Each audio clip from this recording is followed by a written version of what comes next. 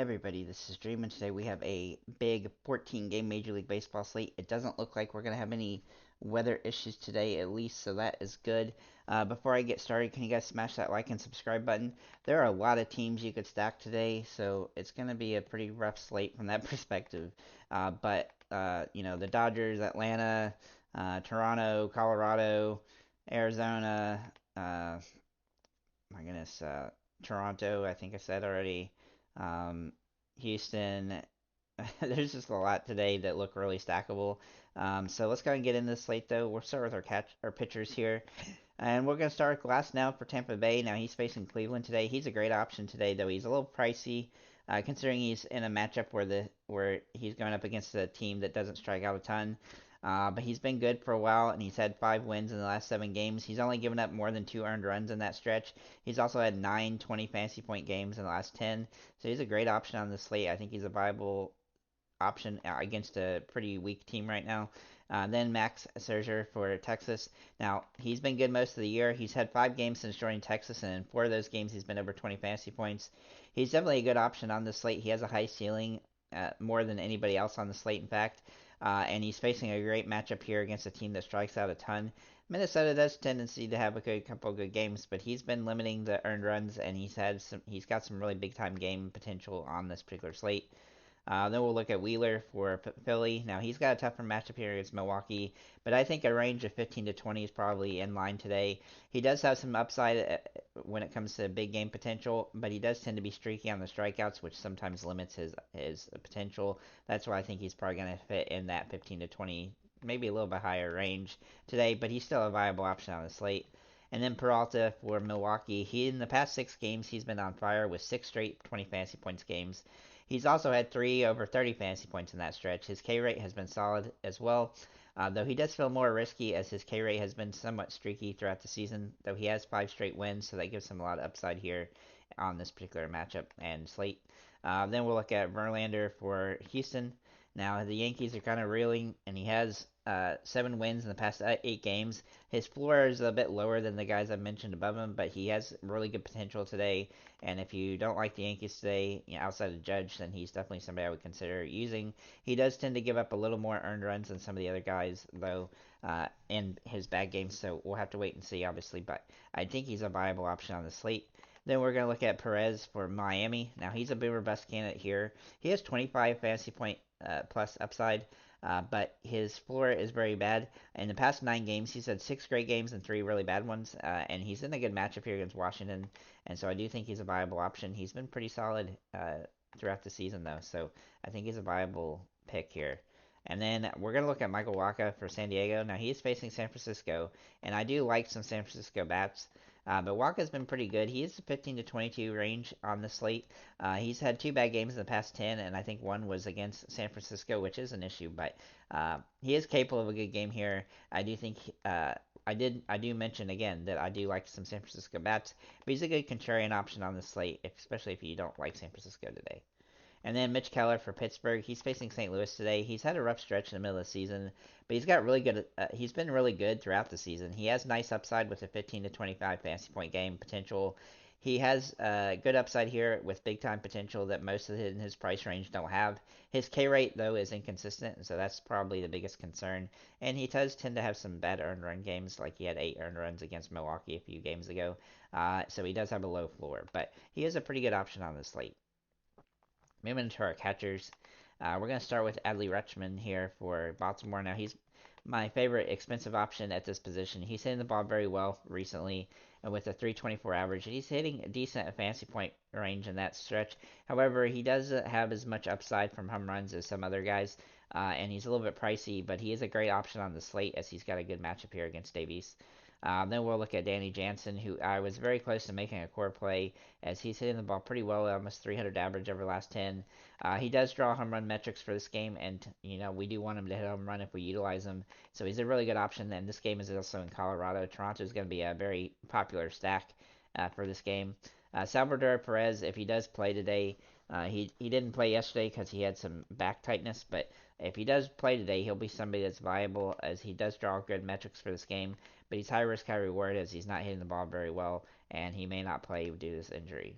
And then we'll look at Elias Diaz, who is really good at home, and he's been pretty solid recently as well with a 343 batting average over the last 10 games. He's also getting a good fantasy point upside now. He didn't have a good series against Atlanta, but prior to that, he's been doing pretty well, especially at home, where he has the majority of his home runs. He has good home run potential today as well, and so I think he's a great option on the slate, especially against a weak team. Maybe in first base here, we're going to start with Vladdy Jr. He has some really great upside on the slate. He's really starting to hit the ball well. He's been kind of streaky throughout the season, but the last few games he's really starting to hit again. I think he's got great upside in this matchup, and obviously this game being in Colorado gives him a lot of home run potential. As you're going to see, there's going to be some more Toronto bats on the slate. Brandon Belt has been a home runner best kind of guy throughout the season. If he does play today, he'll be somebody that I would be popular as a batter, especially if you want to pay down a little bit. But he's a little more expensive than he has been, so that is a concern here. But this game is in Colorado, so that's why his price is boosted. He is a contrarian option on the slate. Andrew Vaughn is in play for Chicago White Sox. Now he's hit the ball very well recently, and while the White Sox are somewhat reeling, he has been one of the catalysts of when they do get some wins. So he's got some big time upside, and he's still dirt cheap. He's also got a great matchup here against Detroit's pitching. He's been pretty not great, though Rodriguez has been okay. He's still a viable option on the slate. Then we'll look at Bell for Miami. Now he's got a really good matchup here against Irvin, and he's been pretty solid recently with 3 home runs over the last 10. He is kind of a guy that's a home run or bust a lot of times, but he's got a good matchup here, and he's absolutely crushed Washington this season with averaging over 10 fantasy points a game. He's a little bit streaky, but he's a viable option on the slate as a good cheap option. Moving to second base, we'll look at Davis Schneider for Toronto. Now, he draws really good home run metrics as he's had 6 home runs in his 14 games and also 4 in the last 10. Uh, and he gets to play in Colorado, so yeah, sign me up for that. I think he's a great option on the slate, though he is pricey. You could run a Toronto stack in a lot of different ways here. He's one of probably my third or fourth favorite on the team behind Springer, Varsho, and Jansen, but he's a really good option on the slate if you can figure out how to roster him. He's just super expensive today. Then we'll look at Brendan Rogers here. Where is he? Oh, yeah. He is day to day, so do keep that in mind. He was hurt. He isn't hurt. He's been battling an illness, so um, I do think he's a viable option, though, if he does draw the start today. He's been so much better at home than on the road. And as you can see, his batting average at home is 314, and his away average is 140. So being at home, this does give him some upside, but you do want to make sure he is playing today. Ozzy Albies is also in play today. He has hit the ball very well this season. He's also hitting home runs in bunches, and he's had 2 home runs over the last 10. Since he's been back from his injury, because he took a couple weeks, in the Colorado series, he had two multi-hit games. He's kind of due for a home run, so we'll hopefully get one in the next couple days. And I think this is a great option time for him.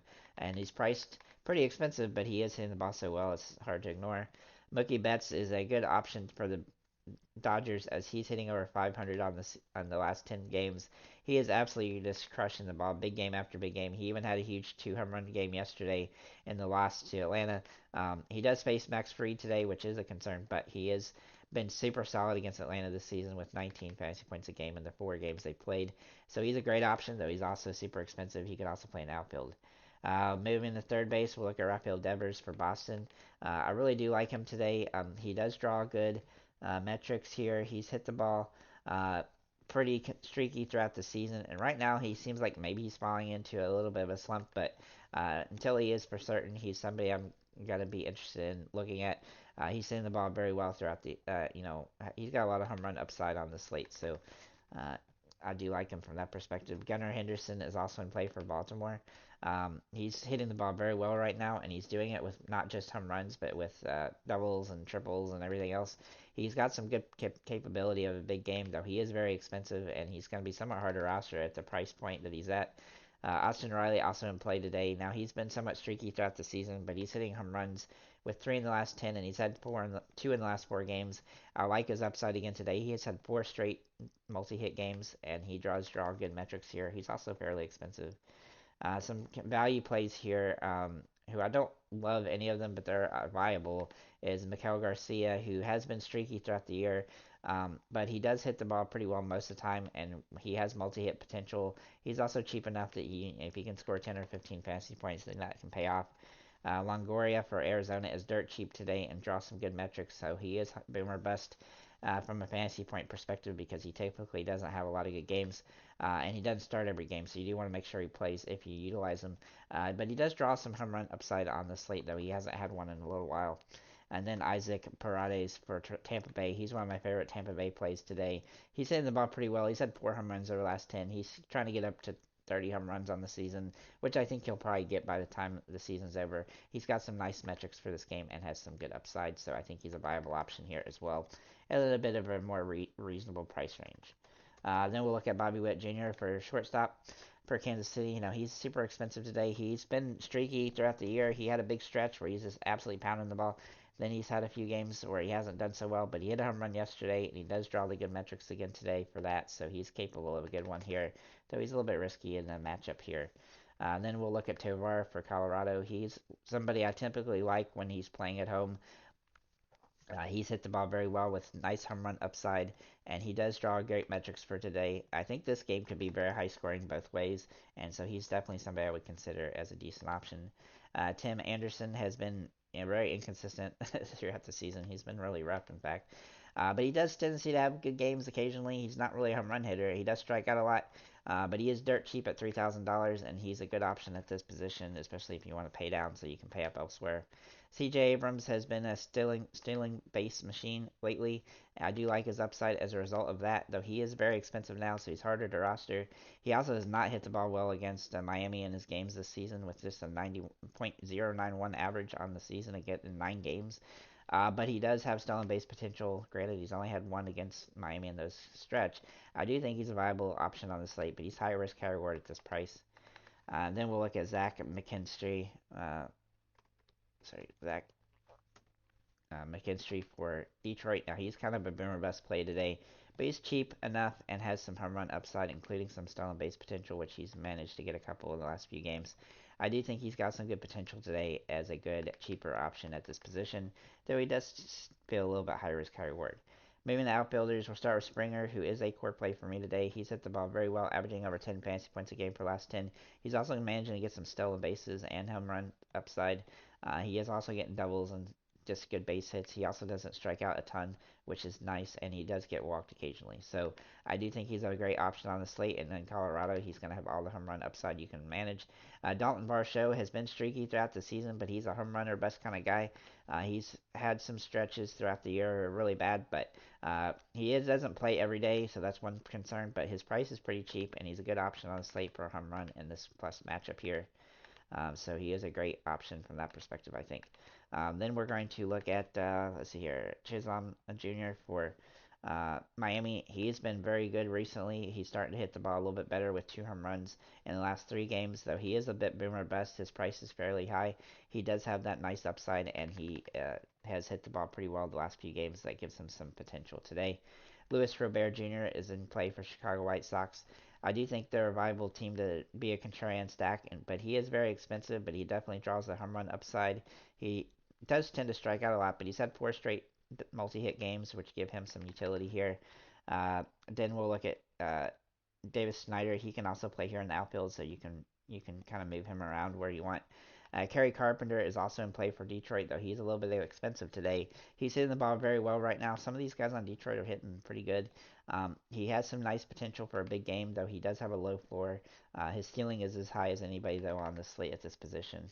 Masataka Yoshida um, for Boston is in play today. He's a little bit more expensive than I like him to be, and he's been a little bit slumpy, but he does draw good metrics for this game, and he doesn't strike out much. He's had some really good multi-hit games recently, which give him some upside as well. Verdugo, also in play for Boston. He's been kind of boom or bust throughout the season, but right now he's hitting the ball very well. He's had 3 home runs over the last 10 games, which isn't really something I expect him to do a lot of, but he has hit the ball well, and I think he's a viable option if he draws a start. Baidu for Detroit also in play. He's a very good, interesting option today. He's been very inconsistent throughout the year though, because he does tend to strike out some. But his batting average has also been pretty weak. But he doesn't play every day, which definitely hurts him. But he does draw some home run upside on this matchup, so make sure he plays if you utilize him. Uh, Esteury Ruiz for Oakland is a stolen base or bust option. He's cheap enough that you can load him up for the stolen base potential. As when he does play, he tends to actually get a couple stolen bases sometimes. He's been stealing bases like crazy throughout the season.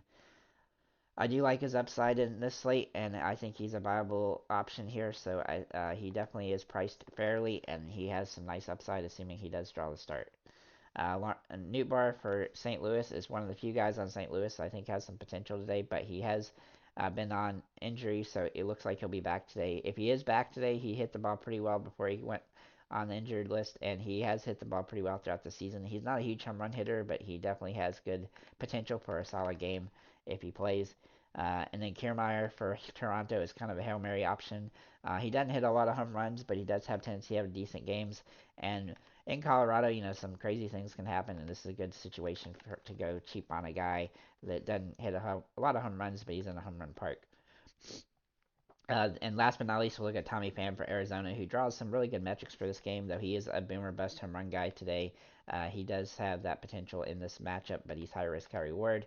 I do have some sub 3,000 guys who, a couple of them I mentioned in the thing as top better options. Tim Anderson can play shortstop. Akil Bidu can play outfield. Darian Blanco can play outfield for Kansas City. Montero for Colorado can play first base. Longoria for Arizona at third base. And Doyle for Colorado at outfield. And then Jose Abreu at first base. So with that said, guys, thank you for liking, commenting, subscribing.